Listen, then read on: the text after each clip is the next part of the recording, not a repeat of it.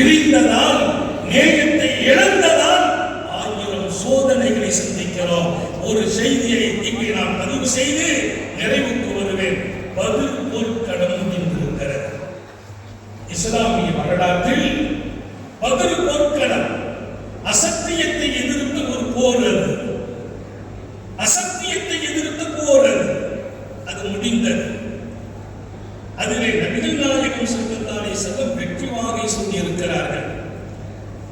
வெற்றி வாகை சூடிய போது எத்தனை மகிழ்ச்சி இருக்கும், எவ்வளவு சந்தோஷம். அந்த சந்தோஷத்தோடு ஊடு திரும்பியவர்கள் இரவிலே ஒரு 70 பேர் கைதிகளாக எதிரிகளின் படையில் பிடிக்கப்பட்டார்கள். போர்க்களத்தில் நாம் வென்றிருக்கிறோம். 70 கைதிகள் பிடிபட்ட போது அவர்களை பாதுகாப்பதற்கு எந்த கொண்டு பாதுகாப்பதுன்னு கேட்டாங்க. அங்கிருந்த குட்டகையில் கொண்டு வச்சுக்கிடுவாங்க. நபிகள் நாயகம் சொன்ன வார்த்தை, கைதியா பிடிபட்டவங்க பூரா அசத்தியத்தோடு வந்தவங்க எதிரிகள், அவர்களை அந்த பள்ளிவாசல்ல வந்து உட்கார வைங்க. முதல் விஷயம், மனிதனை எங்க இருக்கு நீங்க பார்க்கணும். நான் இன்னும் ஒரு சில நிமிடங்கள்ல முடிக்கிறேன். பள்ளிவாசலில் அவர்களை படுக்க வையுங்கள். கைதிகள் ஒரு சின்ன கெட்டு கையில போட்டு அவங்களை வெளியில குட்டகையில் வைக்கக்கூடாது. ராத்திரி நேரம் பனி இருக்கும், தூக்கத்துக்கு இடத்துல இருக்கும். பள்ளிவாசலில் நம்ம தொழுகிற இடத்துல அவங்களை சுத்தி உட்கார வச்சு பாதுகாப்பு படையை போட்டுட்டாங்க. நேற்று வரையிலும் நம்மை எதிர்த்தவர்கள், காக்க வந்தவர்கள், அழிக்க வந்தவர்கள் இன்றைக்கு கைதிகள். அவர்களுக்கு தங்குவதற்கு பாதுகாப்பு கொடுக்கப்பட்ட இடம் பள்ளிவாசல். என் பெருமாள் வாழ்ந்த மஸ்ஜித்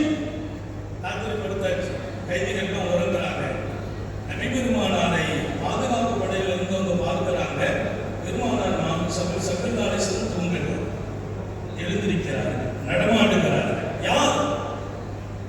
உயிரினும் மேலான சர்க்காரே ஆலம் நபி பெருமானார் ஸல்லல்லாஹு அலைஹி வஸல்லம் உறங்கவில்லை, எழுந்திருக்கிறார்கள், நடமாடுகிறார்கள்.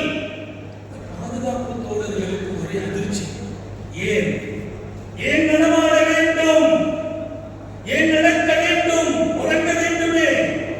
வெற்றி வாகை அல்லவா உத்தம நபி சூட்டப்பட்டிருக்கிறார்கள். ஒரு வெற்றி வாகை சூடப்பட்ட மாணவிகள் தூங்காம அங்கேயே நடக்கிறார்கள் என்று பாதுகாப்பு படையில் இருந்தவங்க கொஞ்சம் உஷாராக எழுந்திருச்சு பார்த்தால் கைதிகளின் பக்கமாக போகிறார்கள் காரூண்ய சீனர். நன்கு கவனியுங்கள்.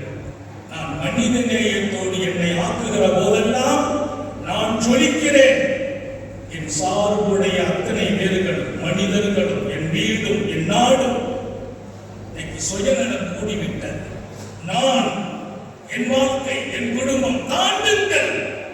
எங்கோ ஒருவன் பாதிக்கப்பட்டான் என்றால் நீ கவலைப்படு என்றார்கள் கண்மணி நாயகம்.